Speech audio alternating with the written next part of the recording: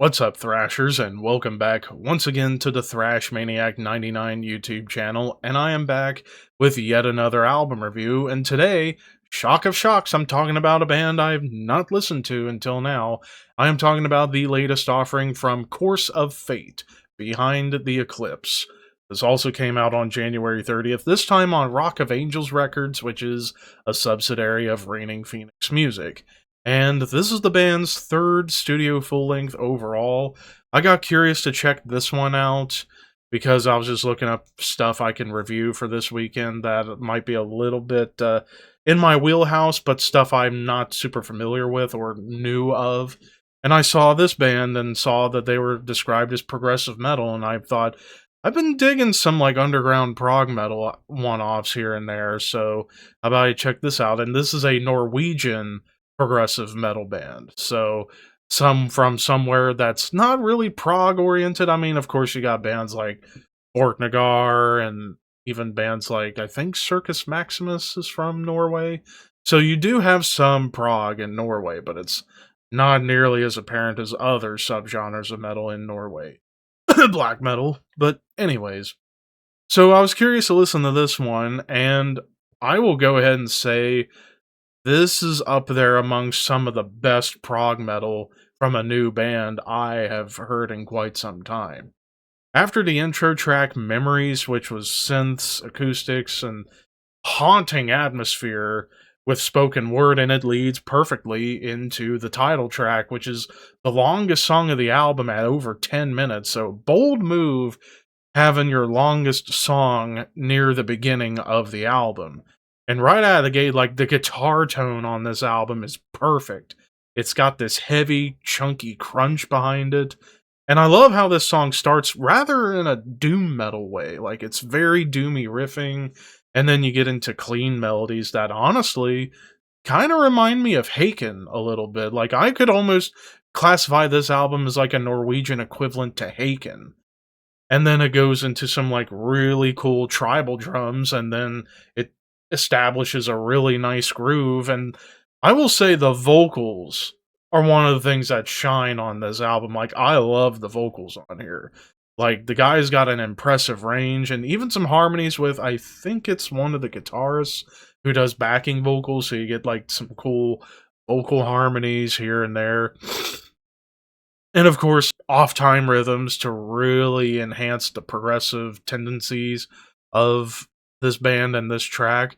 And then I love, again, dynamic shifts. Like, there are some amazing dynamic shifts throughout the album. This is amongst one of them. It goes from being like really heavy to like a calm, soothing, clean section with very smooth bass and vocals, and then piano and acoustics come in, and then it just goes propelling towards the guitar solos, which I will admit the guitar solos on this album are impeccable. Like they range from shred to melodic feeling.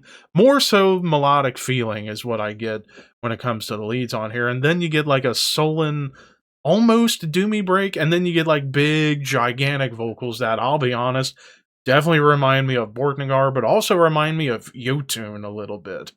There's even some like nasty chug that shows up, and then it ends with some awesome guitar harmonies. So it was like right out of gate, this is off to the races and then some. And then the songs are shorter throughout the rest of the album. Like there's not another song that eclipses like 6.5 minutes. But we go into the track Sky is Falling, and this, I can definitely hear a lot of Dream Theater on this one. Like the drums and the melodies with heavy progressions at the beginning definitely sound like something Dream Theater would do, with some great piano, hell, even some dissonant melodies that you can hear faintly in the background to kind of add an extra layer behind everything that's happening. And then Chug and Groove, like Chug and Groove comes in quite a bit on this album to like add, like, yeah, let's get down to like a meat and potatoes chugging riff and groove and just really get into the heaviness behind the music. There's even some like cool, like quirky riffs that almost kind of remind me a little bit of BT Bam a little bit, or Between the Buried and Me. And I love how the synths kind of go along with the guitar solos, and then the second solo feels very much like a David Gilmour lead. Like it's soaring, it's haunting, it's just a beautiful lead, and then it's even harmonized. And then again, smooth bass. Like the bass is another thing that shines on here. You can hear it in the mix, and it's very smooth playing throughout. So it goes. I actually love the clean melody that starts this one off. It's almost like Rush, but also even Edge of Sanity a little bit. Like it's got that kind of quality to it, like old school prog, but also a little bit of like old school prog metal in the sense of, Edge of Sanity. But it does get doomy again, but it's got a cool melody on top and sweet drums. Like again, drum work is awesome as well. And the drums go along with the synths and like heavy progressions before it gets back to that clean melody. And I will say, like, some of these choruses on this album are massive. So the first half of the album, like, well, the opening intro was kind of like a haunting intro, and then the title track kind of having like triumphant moments, but also, excuse me, sullen moments, and then Sky is Falling kind of having like Sky is Falling and So It Goes kind of have a more soaring quality to it. But then starting with the second half, moods change in a big way. Acolyte and Hiding from the Light back to back are the darker and heaviest songs on the album, like tuning the guitars down to like either drop C or C standard, and gives it that like almost sinister quality. Like Acolyte in particular, starting with darker pianos and clean melodies, and then you get into like almost like death metal or even melodic death metal riffs with even some thrashy rhythms that show up. And it's flat out epic. Like the song itself is flat out epic, and the synths really do an amazing job at providing great atmosphere to like really enhance like how epic and triumphant but yet dark and evil it sounds. And then Hiding from the Light, like it starts off with like 80s synths into sweet drums, and then you get like a groove with a galloping riff with again dissonant melodies coming in, and even the vocals take a turn to like almost like melodic death metal vocals. Like they almost kind of remind me a little bit of like Michael Stan, but also Thomas Lindbergh, like that kind of mellow death vocal delivery. And actually, there's a section on here where you get like smooth drum play with the bass, like a great tight rhythm section moment with a clean guitar melody on top.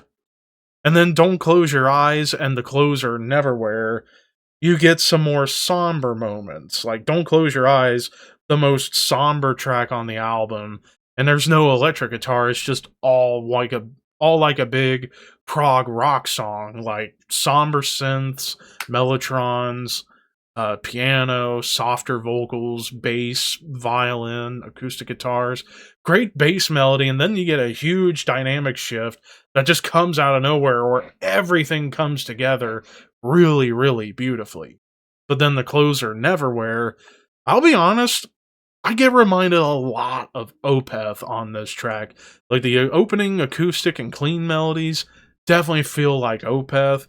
You get some tribal drums, atonal melodies, grooves, awesome riffs, and drums that feel like Opeth, but you also get some thrashy rhythms again. And the vocals, some of the highest notes on this album in terms of vocals, even amazing legato riff, and even a triplet chug with melodic progressions on top before you end with a quick fire lead, and then it ends on a moody note. So, production wise, it's crisp, it's well recorded, awesome mix overall. Any negatives? I'm going to be honest, there is nothing about this album that's complaint worthy at all. So, call me nuts. We have reached our first 5 out of 5. This is really everything I love about progressive metal wrapped up into one. Like, you get sullen moments, you get like some real heft on here, darker, sinister riffs, but also some like beautiful instrumentation and vocals, and just everything about this album is prog metal to a T. So, if you're a fan of, I would say, Opeth, Dream Theater, Haken, Between the Buried and Me, hell, even bands like Evergrey, I would throw into the mix, or Fate's Warning, I'd say check this out. This is unreal prog metal. But of course, those are just my opinions. What did you guys think? Let me know in the comments below, and don't forget to like, comment, share, subscribe, all that fun stuff. But until next time, thank you for watching, keep your horns high, and your dreams wet.